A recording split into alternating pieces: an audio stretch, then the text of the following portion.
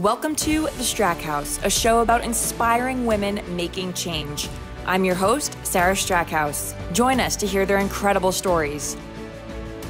Hey everyone, thanks so much for joining us. I'm so pumped to introduce you to a badass celebrity chef today. We're here with Blythe Beck. Blythe, thanks so much for joining us. Thank you for having me. I'm so excited to see you. I know, I haven't seen you since, it would have been since probably maybe a year and a half, 2 years. Well, thank God we look so good. It's okay. It's know, all good. It's all good. I've missed you. Yes, I have missed you. Backstory, so she is, like I said, a celebrity chef. She's also a host of Cocktails and Convos. She's a restaurateur, has owned restaurants, been a chef to the stars. I mean, Mariah Carey, notably. I know that. And I worked with her at the CW. When I was at the CW, I was her videographer. And she had a phenomenal show, which I was so excited to be a part of. Listen to a little clip real quick. Oh. Keep it hot. Make it naughty. That's your spice of life. I'm one lucky girl. Not only I get to play with food and cook for you and to join you in your living rooms each and every week, but I get to do some incredible things. I'm here today at the Dallas Farmers Market. Tell me who we have here today. They're so soft. Women never intimidate me, but this 1,000-pound heifer, she's got my name. These are the segments that we love the best, compiled together so that you can see the best of times here at the Spice of Life.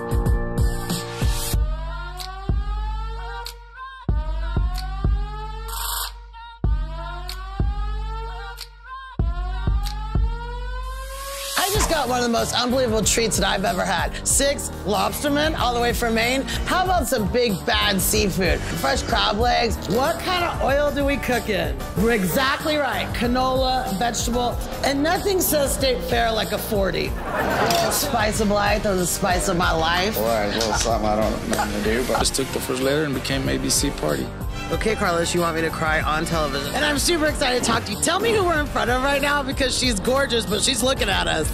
Yeah, she's getting real protective of her baby there. It is truly important to honor those that have fallen and remember the sacrifice that both their families and their loved ones have had to endure. My spice of Blythe is. My spice of Blythe is. My spice of Blythe is. My spice of Blythe is. Get healthy. My spice of Blythe is. Eat your way through the rainbow. My spice of Blythe is get out in your neighborhood, support your local farmers. My spice of Blythe is to make sure that you are not only taking care of yourself, your family, and our little friends, but to make sure that you're not taking from the earth. With one of the greatest women in Dallas. Cheers to you. Yes. Yes. How are you? Yes. Thank you. Yeah, so those were our fun times together. It was amazing. And I got to meet you. Thank God for the C-Dubs because I got to meet you and work with you. And it's great. Clearly, you're doing just fine. Clearly, things are looking up, right? Well, I'm so happy you're back because, I mean, I think you really emulate, like, what I want this season to be about. Just, like, women who are hardworking, who don't take no for an answer, who don't, you know, have a chip on their shoulder about this or that. They're just badass women who work hard. And you're, I mean, an awesome example of that. Well, that is very sweet. I don't know, no chip on your shoulder, like wine in your purse, but no, always wine no in your chip purse. in your shoulder, because on your shoulder, that's not worth it for anybody. But I think all women are hardworking and badass, and I think that as females, you can't ever take no for an answer. Yeah. No is simply a suggestion until they get to the right answer. That's always how I feel. So. I love that. I love that. And I know you've carried it through your career, but I want to start at the beginning of your career. So as we were kind of talking and prepping a little bit for this, I asked you, you know, what was your turning point? When did you decide you wanted to be a chef? And I loved your answer.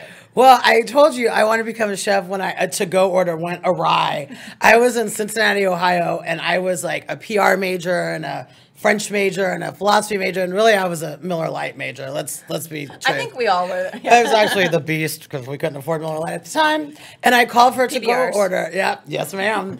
I was the queen of takeout, the irony of all of this. And I called for a to-go order, and the hiring manager happened to take my order. And she's like, you have a great voice and you're really polite. Do you want a job? And I was like, oh, no. And I was walking out with my grilled chicken salad and zucchini sticks. Oh. And she said, it could be beer money. And I was like, and I literally turned around and I started my career as a hostess. But there, it was a place called the Cookers, so they called us the Cooker Herkers or door whores, which my Catholic father really appreciated. I'm sure. But it was from there that, I mean, the GM was this badass woman, and she was in heels, and she was in charge, and I was like, wow, this chick is amazing. And I always want to know, I went to an all-girls school my whole life, so I always want to know what's going on in the kitchen. And the manager's like, oh, no, that's a sweaty place where boys cuss and swear. And I was like, yeah, hello. And so she's like, I can handle it. Or I was interested. I was like, oh my God, I've never seen boys. I went to all-girls school. And so I took a job as an expo, and I fell in love with it. And I went home and told my parents, I was like, I have something to tell you. My dad thought I was pregnant, which, you know. He's probably happy with the alternative. Well, I don't know at the time. I don't know which one he would. And I was like, this is what I want to do. And so he's like, we get college, you know, we get degrees in this house, young lady. You better figure this out. And I applied to a bunch of schools, and I ended up going to the University of North Texas in Denton. And the very first class you do is food prep. And I made a biscuit. This is God's honest truth. I made a biscuit, and it was like I feel like I had created life. Like, it was the most beautiful, fluffy, delicious biscuit. And I had this like moment in life, you know, you have these, if you're lucky, you get this clear moment. And I said, holy crap, I'm good at something. And I took it right to my professor advisor, and I said, Dr. Toss, I'm going to be a chef, and I'm going to work at the mansion on Turtle Creek. And he went, what's your name? And I was like, oh. No need to introduction. You'll learn it later. Yeah, you'll know it well. Yeah. And I did, and it took me a long time to get into the mansion because no one at UNT had ever gone there. But I was the apprentice to Dean Faring for 5.5 years at the mansion on Turtle Creek, and it was the hardest thing I've ever done in my life till I opened my own restaurant. But and I think most of us know what that is, obviously, in the area. But, you know, we have some viewers in LA, New York. You know, tell everyone what that place embodies. Like, what is such a big deal about that place? Oh, well, it embodies fresh hell. That's what it embodies. But when I was there, the mansion on Turtle Creek, which is head by Chef Dean Faring, was the only 5-star, 5-diamond property and hotel and restaurant in the whole Southwest. And, you know, Dean Faring, who I always call Big Daddy of the cooking of the world, and he is the man that helped create Southwest cooking. And so we were really doing, it was the place to be. I've cooked for every living president except for the current one. I've cooked for, rock star. I've cooked for Paul McCartney. I've cooked, amazing celebrities, athletes, and politicians. And it was, back in the day, the place. Security. And I had to, the security I had to go through, and the $6.50 I made an hour was just tremendous with my 2 degrees. Worth it. For the experiences. I've had some good stories. That's what they keep telling me, that it was for the prestige, which my landlord loved. Sure. So, but yeah, I was the only female in his kitchen, and I started out in prep. I wasn't even allowed in the big kitchen. The food prep was, next to like ice machine, and it smelled like fish and broken dreams, and it was just horrible. Yep. But I did it, and so now I'm here and sitting with you. So it was all worth it. I love that. Now I'm sitting with you, and now it's worth it. Yeah. So you were talking about, you said this kind of twice now, the only female in the kitchen, in the kitchen where the men cuss and this and that. It sounds like it was like a boys' club. Is it still like that, or has it expanded? Are women getting more into being a chef? Well, I will tell you this. It is one of the hardest careers. And I think anytime a woman has to go against men, anytime. But the hashtag Me Too movement, I knew what that was long before Hollywood was talking about it. And we have some badass female chefs in Dallas. We have badass female chefs all over the world. Yeah. The problem is we are 1 to 100, right? There's one of us for every 100 men. And is that the stat? That's crazy. It's close. Yeah. You can count on your hands how many female chefs there are in Dallas. And it's just that we're so great at it, but we bring it, it's hard for men, I think, a little bit, because working in a kitchen, a professional kitchen, is like working in a male locker room. It really is. It's sweaty and gross, and you hear the jokes, and, my hand slipped, whatever. And so it's tough, but, it takes a unique kind of woman, and, you learn. You're a unique kind of woman. Well, I had to be. I had to be. So, but I always pray that women get better. Chicks in charge in the kitchen, there's nothing sexier. So, Was there ever a time where, you had an experience in the kitchen, you were like, that's it, I'm out, I can't do this? Or were you always just like, chill about it? The day one, I was sitting there, and I'm at the mansion on Turtle Creek, head of security. You have to go through security going in and out. And I'm sitting there, and it's like the new sous chef. He would do the low straw, so he had to take me around. And the chef de cuisine was standing there, like third in command, the mansion on Turtle Creek. And the chef goes to introduce me, and he goes, I'd bother learning your name, but you won't be here when I get back. And I was like, I mean, gut punch. I mean, Wow. every day. I cried one time, you know, well, I cried a lot. Thank God they had 5 walk-ins and a freezer. Had a lot of allergies. Right? And my chef was like, I hope those aren't tears, because if those are tears, those are the last things you're going to see walking out of here. And I was like, oh, I mean, it was. No, I just got something in my eye. I know, I had a lot of promise allergies. you, yeah. A lot of allergies. A lot of jalapeno in my eye. Yeah. But I mean, Cutting onions. Every day I wanted to quit. I remember my very first day, I came home in my crappy apartment and I just slid down the wall. My feet were burning, my eyes were burning, my head, and I was just sobbing on the floor. And I'm like, well, this life seems to have gone well. This seems like a good decision, all the way around. But you know, I did it, and I couldn't have been. And also there on the schedule, I was Blythe Burke the whole time. And it took me 2 years to even get up enough courage to tell the chefs that my name was Blythe Beck. And there was a long expletive about how lucky I should be that my name's on the schedule at all. So I always tell people I couldn't have been Chef Blythe Beck without being Blythe Burke. She helped shape you. Well, she cried a lot. That girl cried and drank a lot. So, you know, what are you going to do? Wow. So, I mean, what kept you going? What kept me going was that once I learned that, I mean, like, listen, someone burned my sock to my shoe. I was cut badly. I remember being called in for an office talk, and I mean, it was horrible. But once I realized, like, I could do this, and there's something very sexy about the sense of accomplishment. I mean, making $6.50 an hour, being in the back closet of a hallway, to making it into his saucier, which is the one that's next to the chef. Wow. I mean, that's pretty badass. Yeah. And once, like, they started to invite me to, like, go drinking with them, where I sort of felt, they kept talking about this place, Primo's, and I thought it was a church. Don't ask. I don't know. And then they were going to the shoe show, which I learned was a strip club. But, you know. Good to know. I mean, they were always going to the shoe show on Sunday, and I was like, wow, you guys spend a lot of time at the mall. But yeah. It was not. So once I started that, then I was like, okay. And then I could crush it. Like, I knew. I was like, I got this. There's like, accomplishment is sexy, and it like makes you want to do more and more. Yeah, so you feed off it, snowball effect. Hell yes, it did. And then I was like, I got this. And they used to even like bring in boys above me for the position above me and make me train them. Those boys didn't last long. But, you know. Oh, no. This is where the walk-in is. Yeah. This chef likes his food chart. Yeah. You know. No hockey puck it. Yeah. He really, everything well done. Yeah. So, you know, but accomplishment is sexy, and it's what keeps me going. So. I love that. Yeah. Well, so then you took that success. I mean, you had a show on NBC, you had a show on CW, you had, you know, restaurants. You know, tell me what that kind of progression was like. And now you work with a badass man too. You know, they got married recently and had a phenomenal wedding. I need to hear all about that too. But tell me kind of a little bit about that progression, and then how you got to kind of where you are now. Well, I kept going, you know, and like I got offered a job. I took the resume out for a turn, and I got a job, and the owner was like, you know, can you prep, order? Yeah. You know, you fake it till you make it. And then I just kind of kept going. And when I finally got the opportunity to be executive chef, you know, a reporter called me and said, well, how, you know, you're a chick in charge, or how would you describe your food? And I said, I don't know, like sexy new American. And she's like, what? And I was like, you know, food you ate growing up, but I make it naughty. And it just kind of stuck. And so then NBC and Oxygen came around, and Top Chef was trying to get me on their show. And, you know, a show about me or a show about 12 other chefs, I'm good. Right. So, you know, and Bravo still gives me crap about that. Yes, when I went to go pitch a show, they're like, do you remember? I'm like, you turned us down. Hey, do you remember? It's fine. Good. But, you know, we sold the show, and then from there, like Food Network, and I worked for USA. I mean, I did a lot of stuff on Lifetime, and I think television is my favorite medium to work in, because it's the most humbling thing you can do. Well, I mean, to me, you're so good. I mean, I remember I was shooting CW stories with you, and I don't know, being a reporter for years, you're used to people doing so many takes, you know, this many times, this many times, this many times. You were a one-take wonder. Everyone wanted to be your videographer, because not only were you incredible, you always got the smells from your food, and then I would always sneak the food off of the table.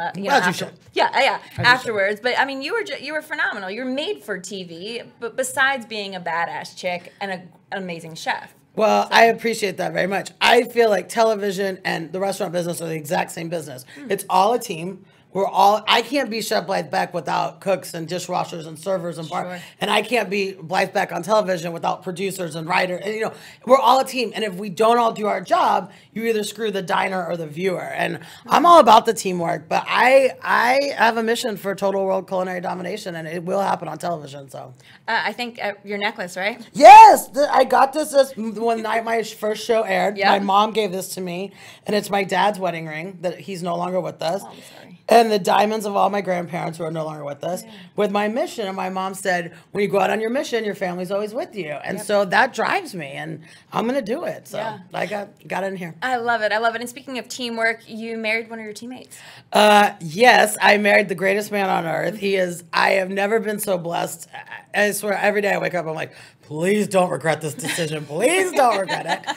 But we met in Arkansas, and he may or may not have been my employee. It's the HR is still out on that.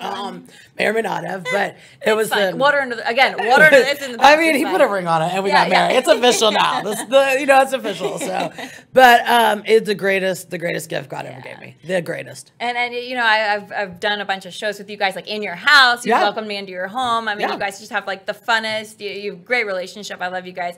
And you know, the dogs, cats. You have like a huge family, and that is something you bring to every place you've been. You know, I've eaten at Pink Magnolia. You know, I know with coronavirus everything's kind of changed, but you know, I've eaten there, and you just have this sense of family and sitting down at the dinner table. You know, it's a celebration of food. Tell me why that is so important, because I think it really holds true in everything you do. Well, you know you're going to make me cry when we start talking about this, but I grew up in a family where my mom cooked, we set the table, we waited for Big Daddy to come home. That's what we call my dad.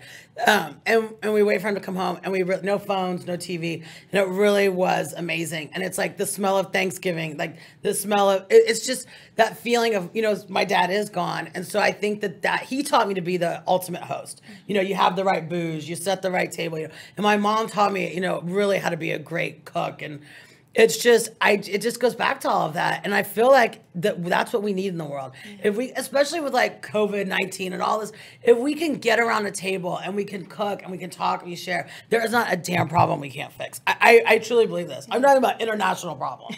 Like, I'm going to go all over the world. Because if you can get someone talking about their mom's spaghetti and meatballs, or, you know, their grandmother's whatever, it brings back that sense of who we really are and what we really care about. And it's those moments. And I'm grateful to get to do it for a living, because what a great job. Yeah. How proud do you think your dad is of you right now? Oh, I don't, you know, you are going to make me cry. I'm sad, and I wish he would have met Nathan, because I think he would have been really proud of the choice of mate that I did, that I married. But I think he would be very proud. He would definitely be proud of my work ethic. You're going to make me cry. He'd be very proud of my work ethic. He was very proud when I just wish he wouldn't got to see me as an executive chef. Yeah. He died 4 days before I did it. So I know. And then I called him, and, you know, he didn't answer. Yeah. That was a very long distance call, and he didn't answer. But I think I think he's proud of all his kids and his wife. And, you know, he put in all the work, so we got to pay it back. That's amazing. That's how it works. So I love now that you have me in tears. It's too early. It's too late. Well, cheers. Cheers. Cheers to your father. Cheers to Big Daddy. Yes, to Big Daddy. Well, I think it's bad luck not to drink. I agree. What the hell? Almost a mistake. Well. But so, I mean, speaking of your father being so proud, you know, you constantly are pushing forward. Tell me about your next project right now. Well, so restaurant-wise, I'm in the middle of working on a very big new restaurant in North Dallas, which I could not be more excited about. It's scary as hell right now. It's like, oh, I'm going to have this huge restaurant with 25% capacity. Like, all right, you get the second floor. I mean, I don't even know. I don't even know what it's going to be like. But I feel very grateful. As my husband says, he goes, this is the best case, worst case scenario for us. You know, it's like we can figure out what post-COVID restaurants look like, and so that's super exciting. I love that. Where can people find out more about you? You know, whenever you make your kind of announcements about, you know, new stuff opening. So Facebook is a great thing. You can go Facebook as Blythe Beck. I'm on Instagram as Chef Blythe Beck. Twitter is Blythe. I love a good tweet. I love the Twitters. The tweets. Well, Blythe, is there anything else that you want people, if they're watching this, to take away from this? Any advice or anything? Let's say the whole show goes over their head. They hear one thing. Take it easy on yourself. Take it easy. You're okay. You get through it step by step, as the great New Kids on the Block said. You know, step by step, we get through it. You're gonna be okay. You're worth the fight. You're worth it. You're worth it. You're worth it. And we will get through this. We're gonna kick Corona's ass, and we will get through this. I love it. I love you. Blythe, I love you too. Thank you Nice so to much have for you. joining Thanks on. for- I really thank appreciate you for it. having me. Absolutely. All right. We'll make sure to put all of her tags, everything, all of her contact in the captions here. Thanks so much for joining us. Such an awesome episode. Another badass woman. Make sure to like, share, and subscribe to the Strackhouse on all your streaming platforms, all your listening platforms, and we'll see you next week. If you'd like to nominate an inspiring woman, email me at sarahstrackhouse@gmail.com. Thanks for joining. We'll see you next time.